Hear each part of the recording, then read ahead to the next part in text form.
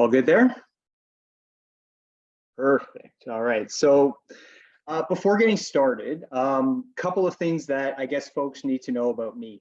I'm pretty fidgety. I got to move around a lot. So if you see me kind of like bumping around sort of back and forth, that's just, me being me. I know it drives my kids and my wife crazy sometimes, but that's just who I am. So just wanted to sort of put that out there.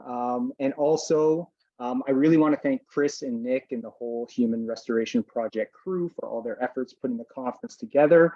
The flip keynotes, so simple, yet such a genius way to approach the conference. And I just wanted to express my gratitude for that. Because, having sat in on Jose's session this morning, so many takeaways for me. And one of the things I was thinking about was like, having attended in-person and virtual conferences in the past, just, access to the keynote speakers in the way that we have access to the keynote speakers here. I've never experienced that before.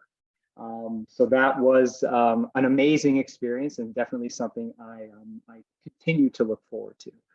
So big thanks for that.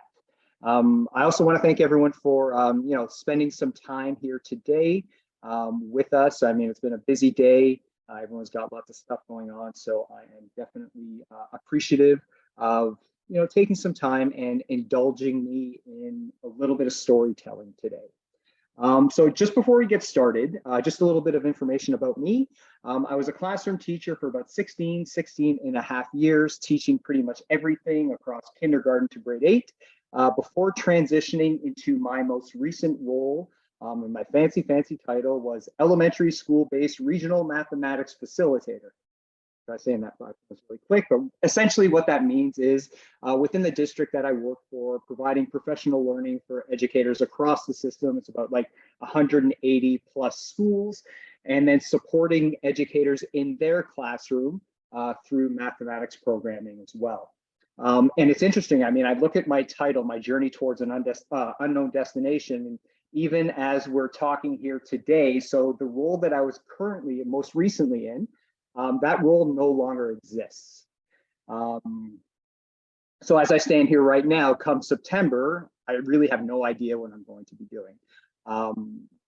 There's options on the table. I just don't know what that is going to be just yet, but I thought that was pretty apropos in terms of the title of My Journey Towards an Unknown Destination.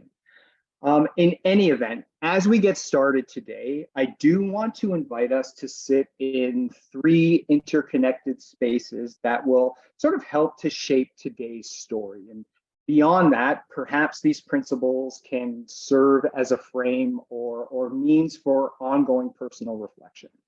And these are the principles of healing, humanity, and creative power. And for me, the Japanese art of kintsugi, which is the art of repairing broken objects, really best reflects the principle of healing. And as a philosophy, it treats breakage and repair really as part of the history of the object, rather as something to hide or disguise. And the flaw is seen as a unique part of the object's history. And this teaches us that if we choose to embrace our struggles and repair ourselves with love, then we can become more whole for having been broken. So that's how I'd like to center part of our interwoven space today on healing. Next, I'd like to speak about humanity. And for this, I'd like to share a quote from Mathematics for Human Flourishing by Dr. Francis Su. Reading ourselves differently will require all of us, those of us who have failed at math and those of us who have been successful, to change our view about what mathematics is and who should be learning it. This will require teachers to change their view about how they should be teaching it. And we'll need to speak about it in a different way. And if we do, more of us will be drawn into mathematics when we see how mathematics connects to our deepest human desires. And I believe that by centering humanity and by giving really careful consideration for what it means to do mathematics, the many ways that mathematics exists for all of us, what success in mathematics looks like, and who gets to decide all of that, we can then discover a much deeper and meaning for what mathematics is and what mathematics can be. And the last principle is the principle of creative power. And to help frame this, I again want to take us back into Mathematics for Human Flourishing by Dr. Francis. And to use, learn, or teach math effectively requires careful thinking about power dynamics, how people interact, who has authority, who has freedom, and who is constrained, who is encouraged, and who is shut down, who is included, and who is excluded, either implicitly or explicitly. And these are all questions of power. And if there is any simple criterion to guide your actions with respect to power, it is this. It is this virtue. Creative power elevates human dignity. And what does it mean to empower someone? It means to affirm their dignity as a creative human being. Taken together, I invite us into our space today centering healing, humanity, and creative power. Okay, so my interest in math education really took off once I had kids of my own, which led to a profound interest in how thinking and reasoning develops for kids. And my kids really serve as my greatest inspiration. Whether it's my youngest consuming handfuls of donuts at one of my other son's baseball games to help inspire math content I was building out, to testing out that content to see if it makes sense, like figuring out what information we would need to figure out what two different shaped yet evenly priced bags of popcorn we should get, or how many cone-shaped scoops it would take to fill up the cylindrical container. My kids inspire me in many, many different ways. Now, what I just shared is all part of an investigation I took part in building out for the Make Math Moments community, where we explored the relationship between a cylinder, a cone, and a sphere when calculating volume. Okay. So considering that, here's our first question for today. Okay, now, I'm definitely not comfortable putting anybody on the spot, so feel free to take a pass here. Okay, but I want you to think about and consider coming into this space today, if you knew the formula for determining the volume of a sphere. Okay, if you know what the formula is, right? Think back to, probably some of our high school days, perhaps maybe where it is even derived from. Give that a bit of thought. Okay, and then in a sec, if you're comfortable, I'm just going to ask to share some thinking into the chat.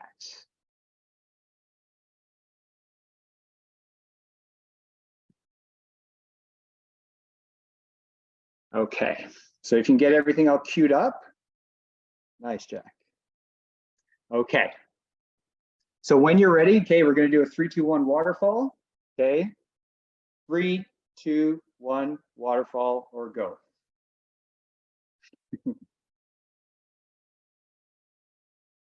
Awesome. Definitely has something to do with pi, for sure. All good, Jack.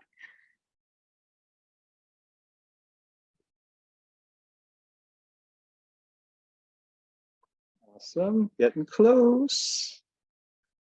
All right, maybe about 30 seconds.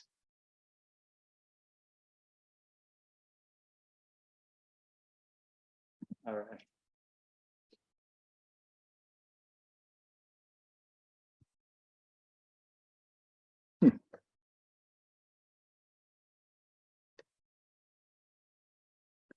All right, I think my computer just froze. Give me 2 seconds to get that sorted.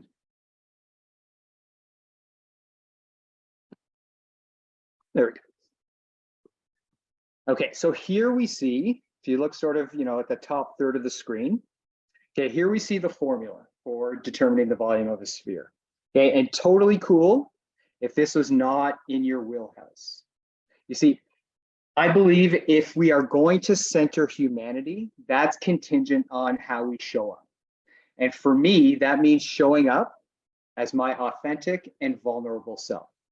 So I'm going to share that when we first began writing this unit, this was something I had to go back to learn.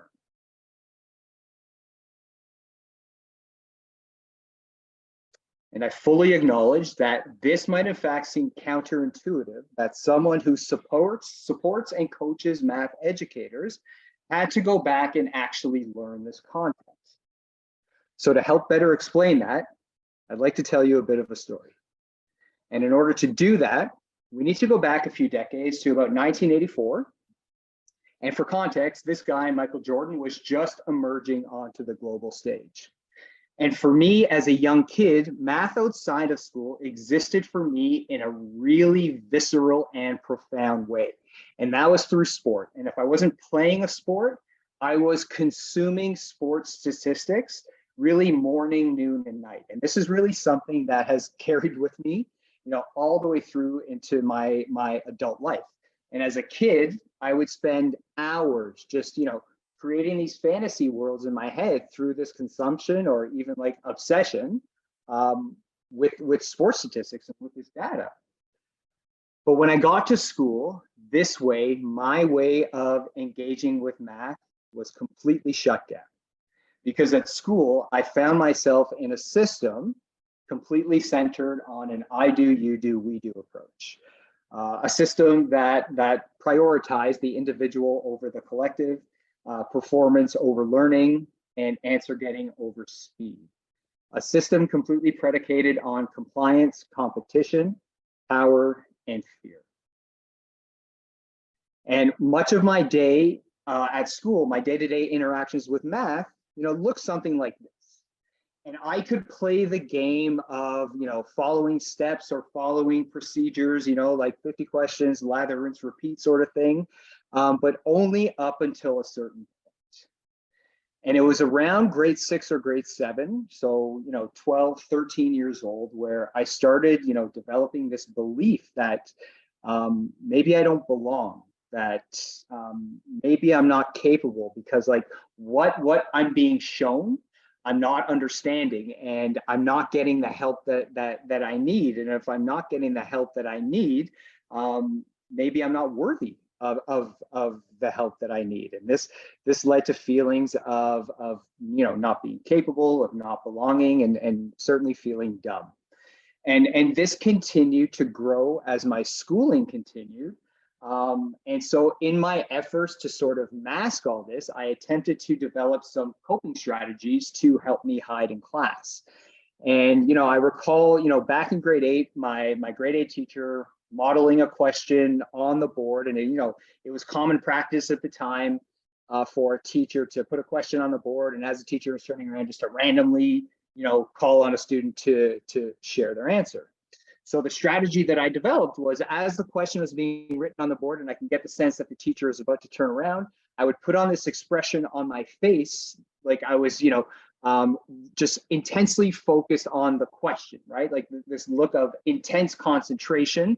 And which teacher in their right mind would interrupt a student who is so focused on solving this problem that they put up on the board that I'm not going to interrupt that person. And that worked for a time, and that worked until it didn't work anymore, right? Until I was called on. And I can only describe that feeling and similar situations to follow as embarrassingly dreadful. And as I transitioned into high school, into grade 9, the belief that I didn't belong, that I didn't matter, that math wasn't for me, really continued to grow. And although this captures my experiences at school, I was still consuming those sports statistics, sometimes at hours on end. But that didn't change things for me at school. And eventually it led me to, it forced me out the door to drop math after grade 10. I'm from Toronto, Ontario. So at the time you needed 2 high school math credits in order to graduate. So after grade 10, I earned my 2 credits. I made the decision, like, if I don't need to be here, why am I going to continue to subject myself to these types of experiences and these types of interactions? Like, why am I going to stick around, right? So what I'll also share is how deep those feelings of, not belonging and feeling dumb and not mattering and not being capable, how that surfaced into other aspects of my life, especially at home, friends. And it was these feelings and these beliefs that carried me through the rest of high school. And to be honest, I really don't know how, but through the skin of my teeth. I graduated high school and gained acceptance into one university, a school at the time that was affectionately known as Last Chance U. Now I found myself living away from home for the first time. Okay, living in residence with about 8, maybe 9 friends from high school, which in hindsight now was a complete recipe for disaster. So registering for my courses first year, right? Full course load is 5 credits. So I registered for 5 credits. Fast forward 8 months later, and I finished that first year having earned a grand total of half of 1 credit, 0.5 credits out of 5. Registered for year 2, was on some sort of academic probation, registered for a full course load. Fast forward 8 months later, I had earned 3 credits that second year. But early on in that school year, recognizing how things were unfolding, I made the decision to leave school. So after that second year, I stepped away from school for a few years, eventually coming back part-time and finishing a 3-year undergraduate degree in about 6 years. So this begs the question, right? What does someone who dropped math after grade 10, barely graduated high school, and earn half a credit after their first year of university do? Well, they go to teacher's college. And I was very fortunate to be able to do my teacher training in Australia, but I can honestly say, and this is a story I share with lots of folks, particularly my own kids, that the best education I easily got was traveling around the country, traveling New Zealand and various parts of Asia for extended periods of time. A miraculous experience that was actually a transformative point in my life for me. I eventually came home, going on more job interviews than I could count, eventually landing a short-term position, which led to a permanent position at the school I called home for many, many years. And my first few years teaching were spent simply trying to stay one step ahead of the kids. And by about year 5, I felt I could finally keep my head above water with some level of consistency. And it was around this time, about 2009, that our first child was born. And so things carried on for me, trying to now balance being a new parent with my career as an educator. And 2 years after that saw the birth of our second child. And now with our oldest, Micah, starting school 3 years after that. And it was Micah entering into the school system that was a defining moment for me. Reflecting on my work as an educator up until that point, I found myself confronting some very, very hard truths about my practice as an educator, but specifically as a math teacher. You see, at this point in my career, my practice as a math teacher defaulted to what I had experienced as a kid, right? And not having set foot in a math classroom from when I was in grade 10 up until I did my teacher training, well, this was all I knew. So I just assumed that this is what teaching and learning math looked like for everybody. And this was a practice predicated on compliance, competition, power, and fear. And years later, I can say with confidence that the same harm that was inflicted on me through my experiences in math class, I was inflicting that same harm on students. Not all, but definitely some. And this created great tension for me as a father to a child new to the school system. And time again, I found myself reflecting on the same question. Am I the teacher I would want for my child? And without fail, I landed on the same answer every time. And I knew I had to make a change. But because my experiences at school came from an all too common singular narrative, I had no idea what that was going to look like. And I share this quote from Wendell Berry. Okay? When we no longer know what to do, we have come to our real work. And when we no longer know which way to go, we have begun our real journey. I believe that this definitely does accurately portray where I was in these moments. I didn't know what to do. didn't know where to go, but I knew I had to make a change because continuing in the way that I was operating was no longer an option. So I did what I think most people would do in a similar situation. I just started Googling a whole bunch of stuff. I would Google things like math questions and math tasks or math problems, and I would just try things out.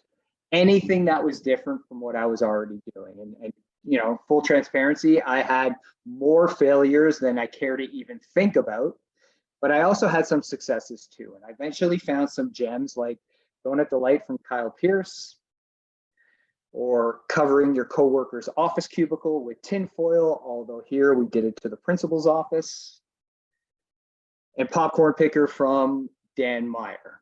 And although when I started on this journey, I had no idea what I was looking for, I found a whole new world of teaching mathematics, and I was all in. And it was around this time that our second child, Lucas, was starting kindergarten. And it's Lucas who I'd like to spend some time talking about.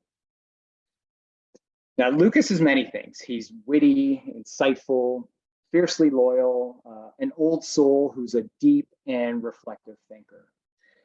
And Lucas, who is unapologetically himself at home, was unapologetically himself at school.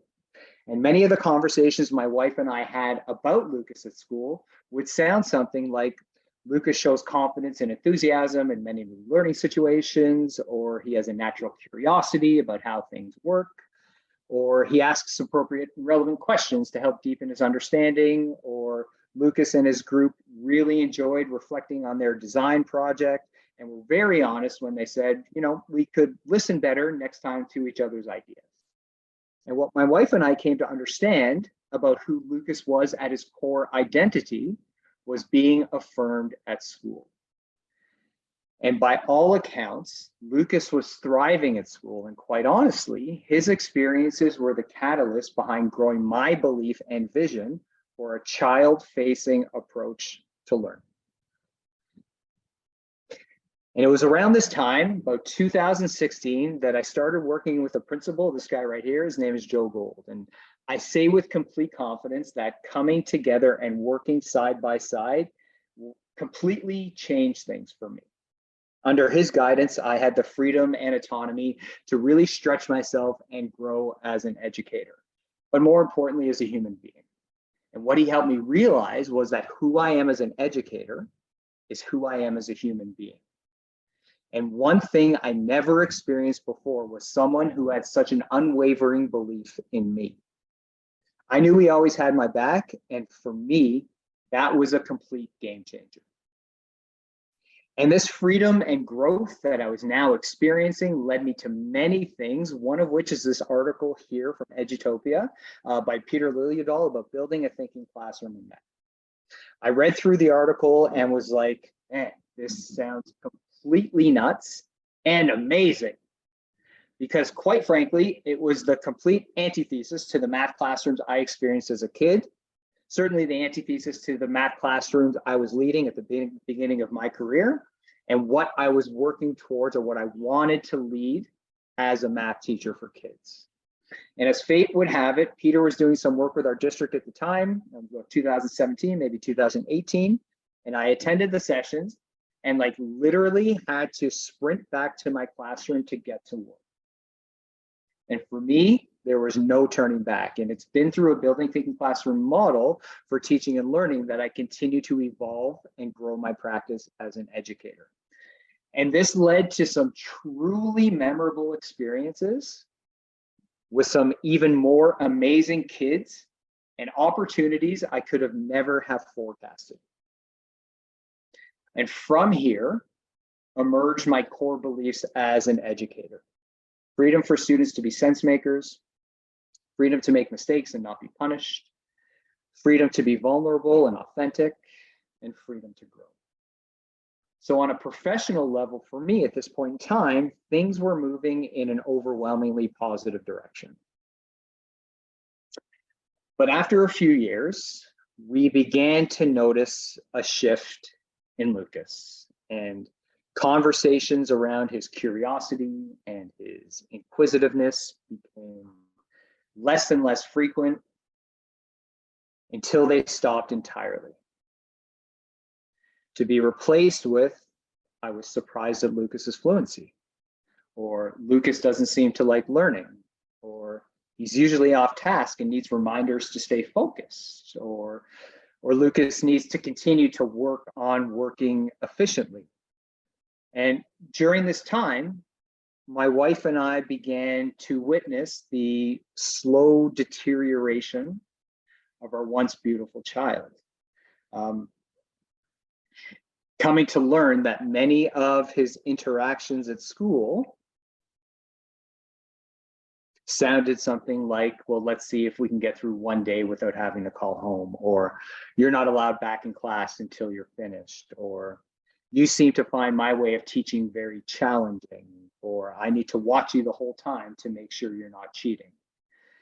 You might understand how incredibly heartbreaking this could be for a parent to see. You see, my wife and I are raising our kids to stay true to who they are at their core identity and to be unapologetically themselves. And as someone, Lucas, who needs time and space to make sense of things on his own terms, when he is forced into situations that don't align with who he is and what he believes, there's going to be great tension. And this causes tremendous internal conflict for him, often at the expense of his own health and well-being. And this can lead him down a very dangerous path, a path that is completely terrifying for a parent. And I'd like to share another quote. This is a quote from Noah Geller. If there's a threat of being wrong, every time I raise my hand, and being wrong is a bad thing, then very quickly I decide that math isn't for me. I don't like this. I'm not a smart person. And I share this because I believe it accurately captures what I've just described as far as my son's experiences at school. And then the pandemic hit. And the deterioration of our son became more rapid until he was a shell of his former self. And from a professional standpoint, when the pandemic hit, I made the work I was doing a lot more public in an attempt to try to support others in any way I can. And I shared anything that I was doing with students through distance learning, and for whatever reason, this seemed to gain some traction, which for me led to real internal struggle. Because on the one hand, my son was in real crisis, and there were many moments of helplessness, of feeling helpless for me. Yet here I am seemingly helping out a lot of teachers in a lot of different ways. And eventually folks started reaching out, asking for some more specific help. Like this, okay? Hey, we're doing algebra right now. Part of the class is balancing equations. The other is going to do some bed math. If you have any fun ways to balance equations, you are welcome to start off with that. Awesome, love to help, okay? So this is how I responded. It's a little bit scripted out, but hopefully you get the idea, okay? So we can ask kids to show, in response to the educator that reached out, we can ask kids to show us 3 ways to balance 6 times 4, okay? And then we can scaffold that into, show us 3 unique ways to balance 6 times 8 plus 2, okay? Now what about 8 plus 6 times 4? And then we keep going. Okay, and then we keep going and continue to scaffold learning in a way that's responsive to what kids are doing. Okay, so sent it off, and this is the response that I got back. Okay, I think that is good. I'm thinking that they're going to need examples or modeling for the first couple questions. Yesterday, we started with this concept, and I gave them questions like 5 plus n is equal to 15, find the value of n. I find once I show them what I'm expecting from them, they're more engaged. I've noticed that they're reluctant to participate when they're unsure. Okay, I hope this makes sense. Okay, so thought about that for a while. And really what stood out for me were these points here. okay? I'm thinking that they are going to need examples or modeling for the first couple of questions. I find once I show them what I'm expecting from them, they're more engaged. I've noticed that they are reluctant to participate when they are unsure.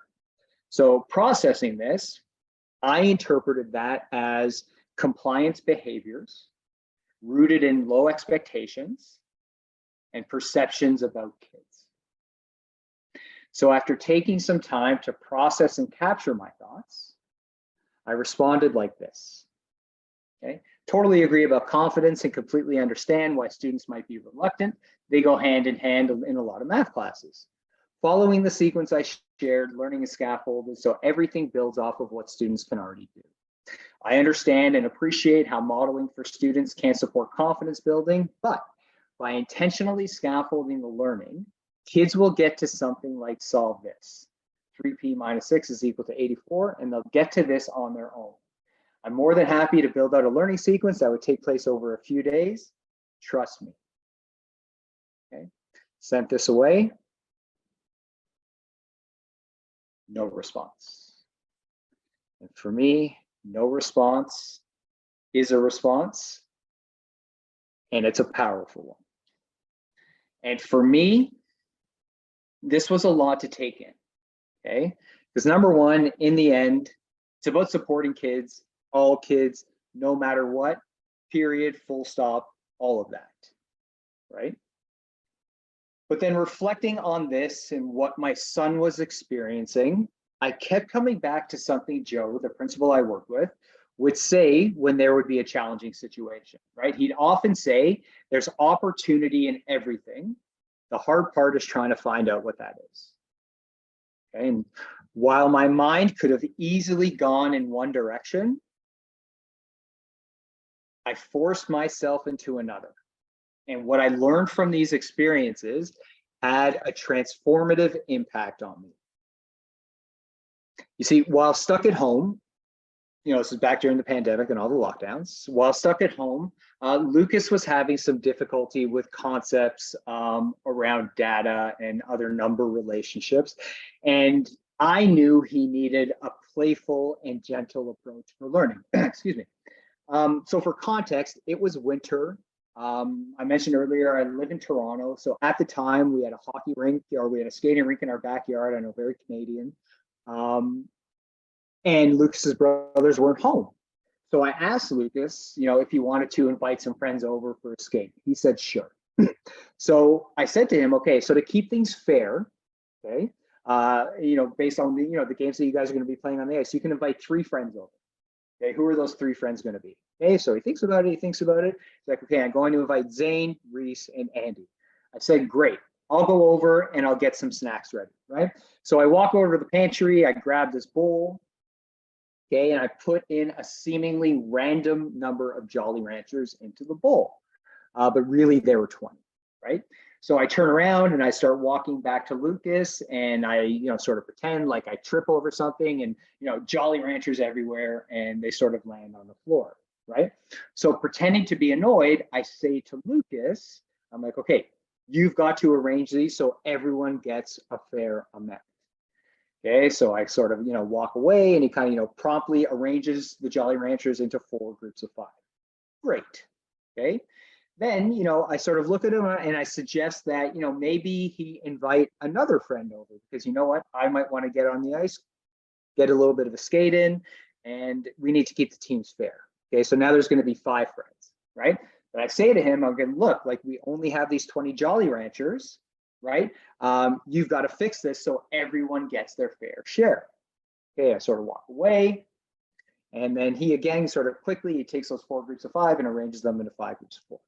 Awesome. Okay, finally I give a confused look, and I sort of, you know, tiptoe over back to the pantry, and I pick up 1 remaining Jolly Rancher, and I just sort of walk towards him. He's looking at me, and I drop it down, and I'm like, you've got to make this. Okay, I walk away, I sort of glance over my shoulder, and I see, you know, he's taking his little finger and he's trying to, as best he can, split that little Jolly Rancher up into 5 pieces. Okay, something so simple, but it was in these moments that I realized that by making a subtle shift in how I prompted Lucas, I was communicating to him my belief in his brilliance. And by giving him time and space to wander and figure things out, my actions supported that belief. And in just what I described, I never once actually asked him a question. Instead, I scaffolded what I now refer to as a series of demands with the intention of surfacing what I knew was already there and then using what's already there to create new learning. And this completely shifted my interactions with kids and how I support them in schools in building a positive math identity so they see themselves as capable and confident risk takers. And following these principles, I set out to build some learning to use with students in classes. Okay, so we do have some time. I'd like to take you through part of the sequence of this learning that I built out. And at the same time, maybe we can have some fun and do a little bit of math together. Okay, as we go through this, I'm going to invite you to share some thinking into the chat. Okay, again, not comfortable putting anyone on the spot. So if you're comfortable sharing, great. If you're doing some private, some personal reflection, equally is great. Okay. While we're doing all of that, I encourage you to pay attention to the phrasing of the questions or the prompts. Sound good? Perfect. Okay, so here we go. Okay, list 5 facts you know about each or any of the numbers below. Okay, and I'm just going to open that up into the chat. Okay, list 5 facts. There we go. List 5 facts about each or any of the numbers below. Okay, and again, okay, odd numbers, awesome. Probably prime.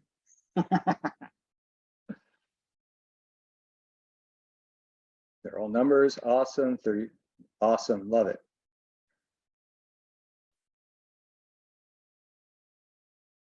Awesome.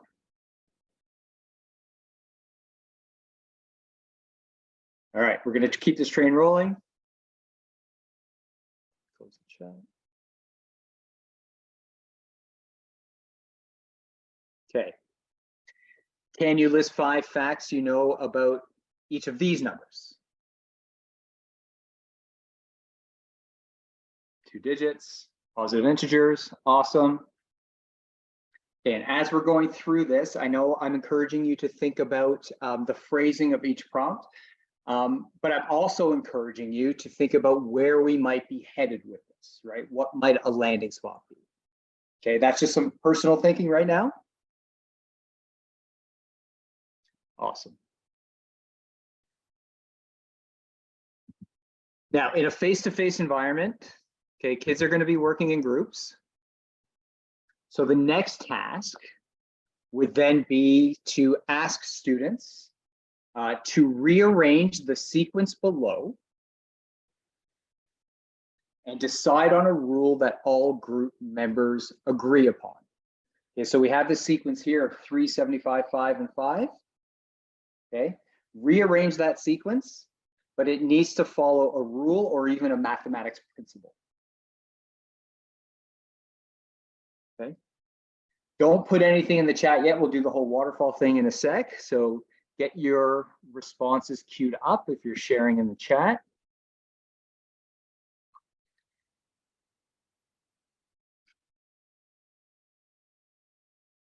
And what we're sharing in the chat is just a rearrangement of the sequence.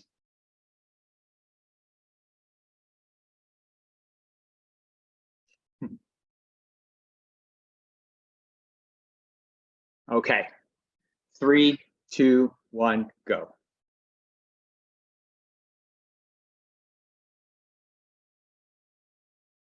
Awesome, thanks for sharing, folks. Okay, we are going to get some thinking and reasoning soon, but right now, just sharing in the chat like we're doing. This is awesome.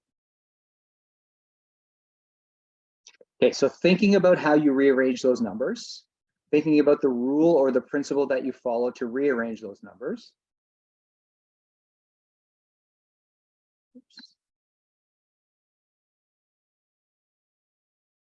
Okay.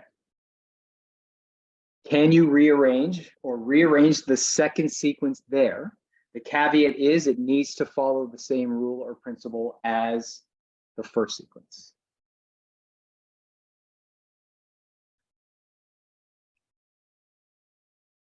Okay, get your responses queued up.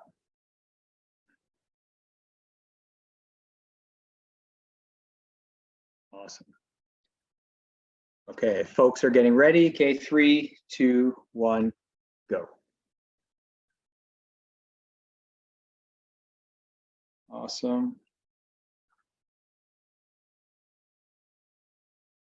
Beautiful.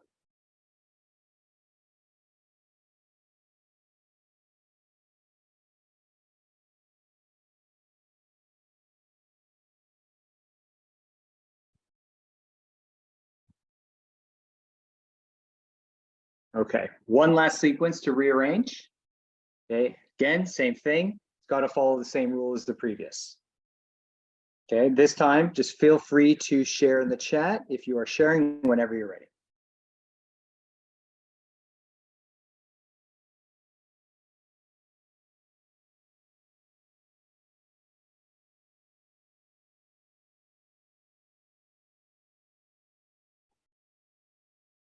Awesome.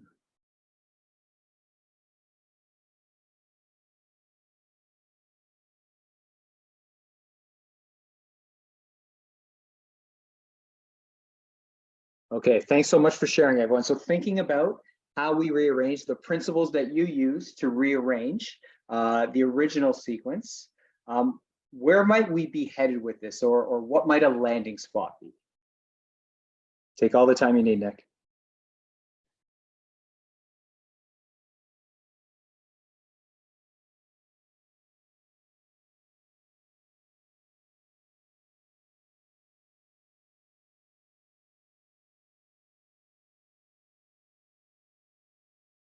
And seeing it's a small group, if you want to unmute yourself, if that's even possible, to sort of share some ideas about where we might be headed with this or what a landing spot might be.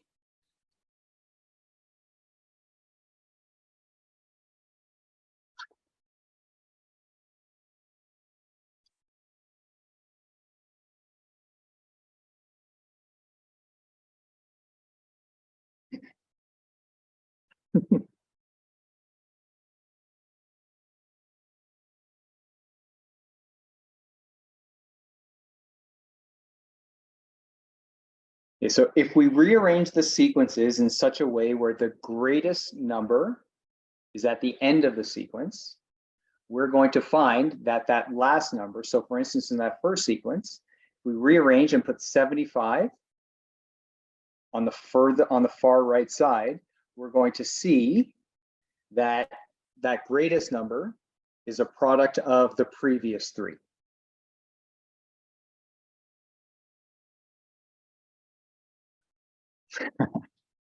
Thanks, Links.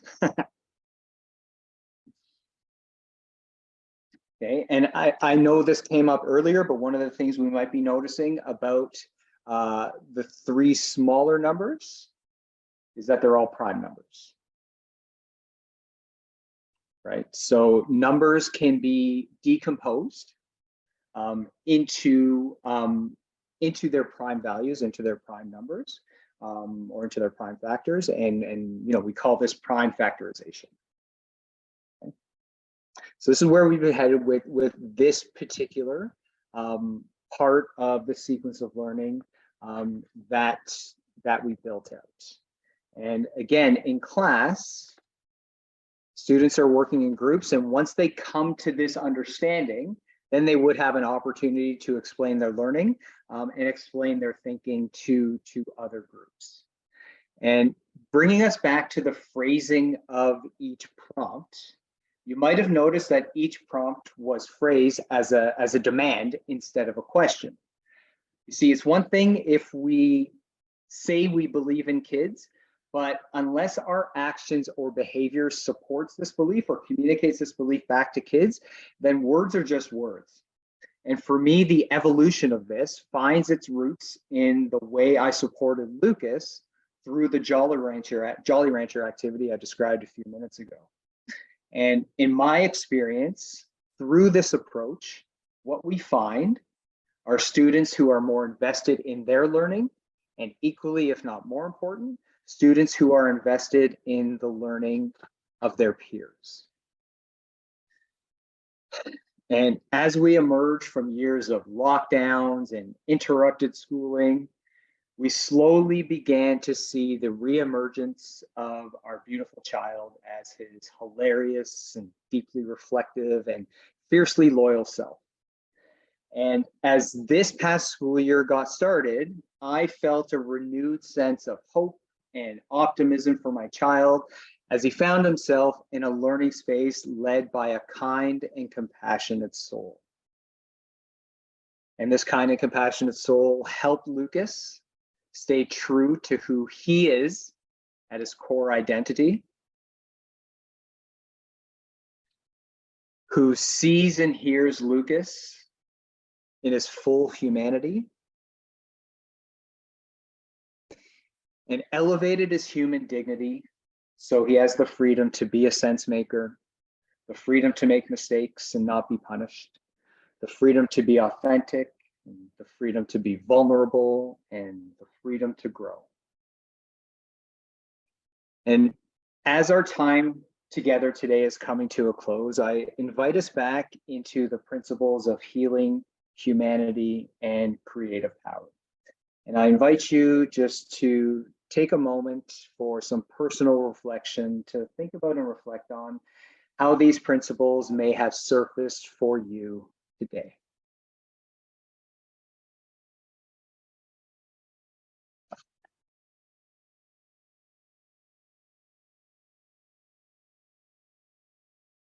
Thank you for your time, and thank you for indulging me and sharing some pretty transformative parts of my journey for me. And yeah, that's what I got for today. Thanks, folks. Well, great. Thank you so much, Jordan, for your vulnerability, for being patient with us as we're trying to model the thinking classroom at 5 or 6 p.m. or later or earlier, depending on where your time zone's at. And for being the capstone on our afternoon of events there. So thanks so much again. And I'll just a quick reminder there that though this marks the end of our afternoon sessions, again, owing to the time difference between our evening presenters and the contiguous United States, the folks at the Ludic Language Pedagogy will be presenting tonight there at 8 o'clock, Chris, p.m. Eastern time. The time zones are just are really prime numbers, time zones. It's all the same thing to me. I got to figure it out. So yes, we won't have the we've been doing a Discord kind of social hour in the evening, which has been tremendous, awesome. We're gonna put that aside for tonight, so that way we can insert the Ludic folks. So again, thanks again for everybody for attending any and all of the events today. Huge thanks for Jordan for wrapping up our afternoon sessions. And yeah, we can meet back on the Discord, continue the conversation asynchronously, get back into your learning tracks, take a break, go do dinner, do all the things that you got to do to be happy and healthy, and do all that too. So we'll see you guys around. Have a good rest of the afternoon, and we'll see you again tonight. All right. Take care. Thanks again, Jordan.